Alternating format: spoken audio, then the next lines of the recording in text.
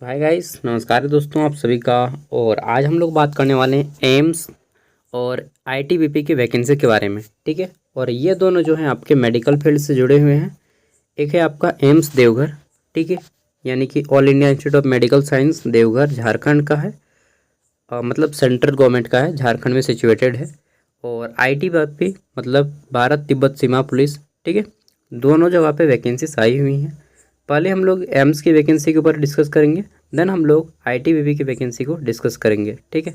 और यहाँ पे मिनिमम क्वालिफिकेशन एटलीस्ट एमबीबीए आपका होना ही चाहिए। तो चलिए देखते हैं। ये है एम्स। यहाँ पे सबसे पहले जूनियर रेसिडेंट नॉन एकेडमिक की कुछ सीटें हैं। ये आपकी टोटल 5 सीट्स हैं, ठीक है। और इसके लिए आपका वॉक इन इंटरव्यू रखा गया है, ये आपका वेन्यू है, ठीक है। और यहाँ पे बोला गया है कि आपका 6th मंथ के पीरियड के लिए रखा जा रहा है। यहाँ पे पढ़िएगा, AIIMS Deoghar invite application for appointment to the post of junior resident non academic. और ये आपका टाइम पीरियड है 6th मंथ, ठीक है, विच इज़ फर्दर एक्सटेंड किया जा सकता है। और इसके लिए हो सकता है आपका मतलब इंटरव्यू रिटन टेस्ट दोनों हो सकता है, या फिर केवल सिंगल ही हो सकता है, ठीक है। और ये आपका एम्स देवघर में ही होगा।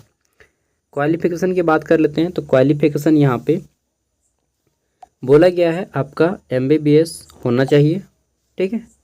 एज लिमिट वगैरह देख लीजिएगा। तो अपर एज लिमिट यहाँ पे 33 ईयर रखा गया है।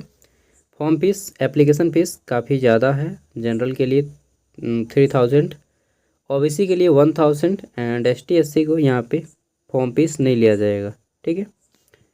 बाकी डिटेल में आपको चाहिए इन्फॉर्मेशन तो आप इसको पढ़ लीजिएगा। सैलरी लेवल 10 के अकॉर्डिंग रहेगा 56,100 पर मंथ प्लस एनपीए रहेगा, ठीक है, न्यू पेंशन स्कीम। और आपका इंटरव्यू का डेट वगैरह यहाँ पे सब कुछ मेंशन किया गया है। क्या बोला गया है, ये वाला डेट कब दिया गया है, डेट नहीं दिया गया है, ठीक है। क्या डेट दिया गया है, चलिए देख लेते हैं एक बार। तो देखिए इसका लास्ट डेट कब है। तो इसका लास्ट डेट यहाँ पे ये आपका 9 तारीख को रिलीज हुआ था, ठीक है, यानी कि 9 अक्टूबर। और 15 डे रहता है रिलीज होने के बाद, ठीक है। तो लास्ट 15 डे तक आप यहाँ पे अप्लाई कर सकते हैं। यहाँ पे देखिए लिखा हुआ भी है, ठीक है, application is 15 day from the date of publication. तो ये रहता है आपका। बाकी आप देखते हैं हम लोग सीनियर रेसिडेंट का, ये है आपका फॉर्म का फॉर्मेट।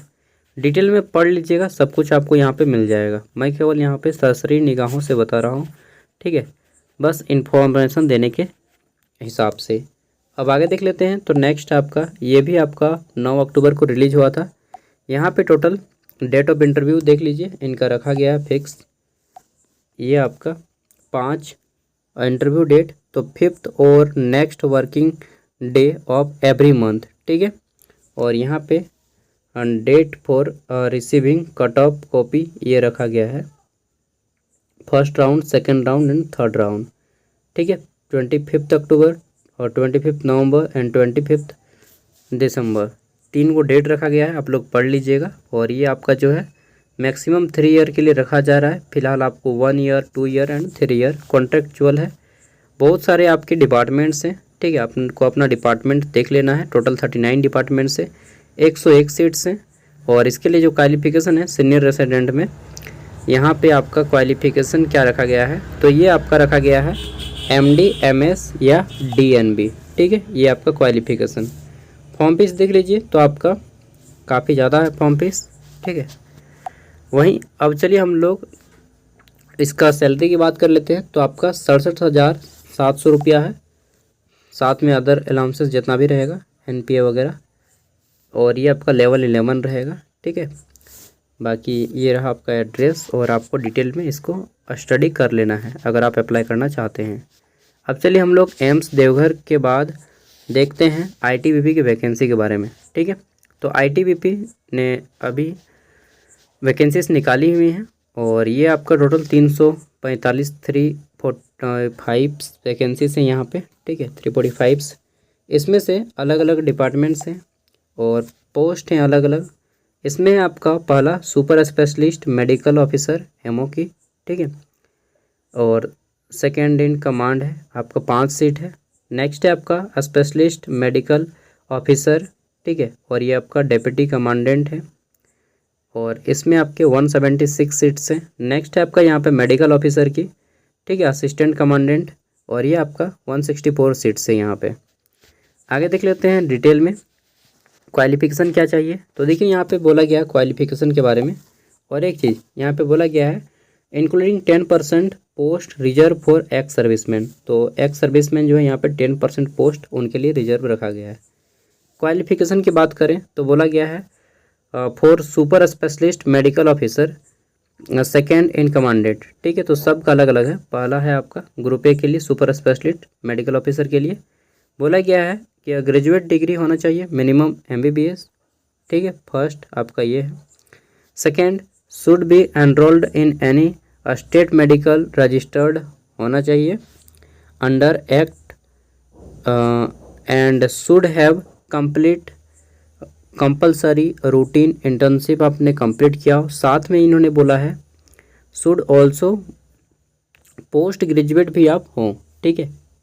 तो आपका ये क्वालिफिकेशन है। साथ में यहाँ पे बोला गया है कि शुड पोसेस डॉक्टरेट आप किए हों, किसमें, तो डॉक्टरेट ऑफ मेडिसिन यानी कि DM, ठीक है।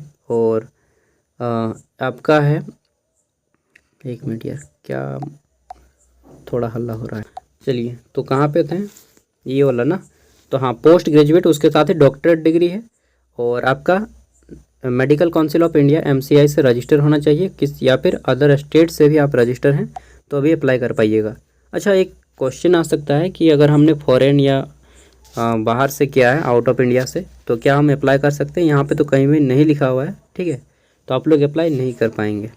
चलिए नेक्स्ट देख लेते हैं। यहाँ पे ग्रुप B, इसमें आपका है फॉर स्पेशलिस्ट मेडिकल ऑफिसर।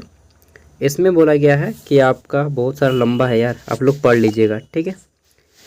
तो मिनिमम MBBS तो सब में ज़रूरी रहता ही है। इसमें भी आपका पोस्ट ग्रेजुएट है, ठीक है, तो PG होना ही चाहिए। और आपका मेडिकल ऑफिसर जो है इसमें क्या बोला गया है, तो इसमें रिकॉग्नाइज्ड मेडिकल क्वालिफिकेशन, इसमें आपका एलोपैथिक सिस्टम ऑफ मेडिसिन, बहुत सारा लंबा प्रोसेस है, तो आप लोग पढ़ लेना है, ठीक है। जितने भी लोग MBBS किए हैं, चाहे MD किए हैं, चाहे MS किए हैं, या फिर DM किए हैं, ठीक है, या फिर वगैरह वगैरह जितना भी किए हैं बैचलर या फिर उससे ज़्यादा, तो आप लोग पढ़ लेना है सब कुछ। एज लिमिट वगैरह 50 ईयर है, ठीक है, सबके लिए अलग अलग है। ग्रुप A के लिए 50, ग्रुप B के लिए 40 एंड ग्रुप C के लिए आपका 30 ईयर है, ठीक है। यहीं पे हम लोग बात कर लेते हैं। तो एज रिलैक्सेशन आपको दिया जाता है 5 ईयर ST/SC, OBC को 3 ईयर की, ठीक है। सिलेक्शन का मेथड, तो कैंडिडेट बोला गया है कैंडिडेट हो जो ऑनलाइन एप्लीकेशन, सबसे पहले आपको ऑनलाइन करना होगा, और उसके बाद will be issue admit card mention bio date, admit card दिया जाएगा किसके लिए, and venue for documentation interview, ठीक है, यही सब आपके होंगे। तो देखिए बेटर जो आपको लगे, बेटर तो यही रहेगा, बट जहाँ पे हो वो डिपेंड करता है कहाँ पे होता है। तो इंटरव्यू में जो क्वेश्चंस हैं वो किस लेवल के रहेंगे, सारा कुछ यहाँ पे मेंशन किया गया है। फिर फिजिकल स्टैंडर्ड वगैरह सब कुछ यहाँ पे मेंशन किया गया है। देखिए मिनिमम हाइट भी रखी गई है, मेल के लिए 157.5 सेंटीमीटर, फीमेल के लिए 142 सेंटीमीटर्स हैं, ठीक है। तो ये कुछ हैं जो कि मेडिकल मतलब डॉक्टर में नहीं रखना जाना चाहिए, फिर भी फोर्स लाइन है तो आपको रखा गया है, ठीक है, कुछ इम्पोर्टेंस होगा तभी रखा गया है। मेडिकल एग्जामिनेशन टेस्ट और बाकी सारा कुछ आपको यहाँ पे पढ़ लेना है, ठीक है। डेट वगैरह की बात कर लेते हैं कि फॉर्म वगैरह भरने का डेट क्या है, ठीक है, और इसमें आपका लास्ट डेट वगैरह देख लेते हैं। देखिए आपका सैलरी यहाँ पे शो कर रहा है, ठीक है, तीनों का अलग अलग है, सबका देख लीजिएगा किस में आपको कितना सैलरी मिलेगा। और ये सीट का डिस्ट्रीब्यूशन किया गया है, ठीक है, अच्छा से, तो आप कैटेगरी वाइज चेक कर लेना है आपको, और हाइट वगैरह, ठीक है। अगर आप कहीं पे ज्वाइन किए हुए हैं गवर्नमेंट या फिर कोई एफिलेटेड, तो आपको NOC से देना पड़ेगा, नो ऑब्जेक्शन सर्टिफिकेट, ये इनका फॉर्मेट है, ठीक है। और यहाँ पे एप्लीकेशन का जो लास्ट डेट है वो है आपका 14 नवंबर 2024, ठीक है, और एप्लीकेशन फ़ी है आपका 400।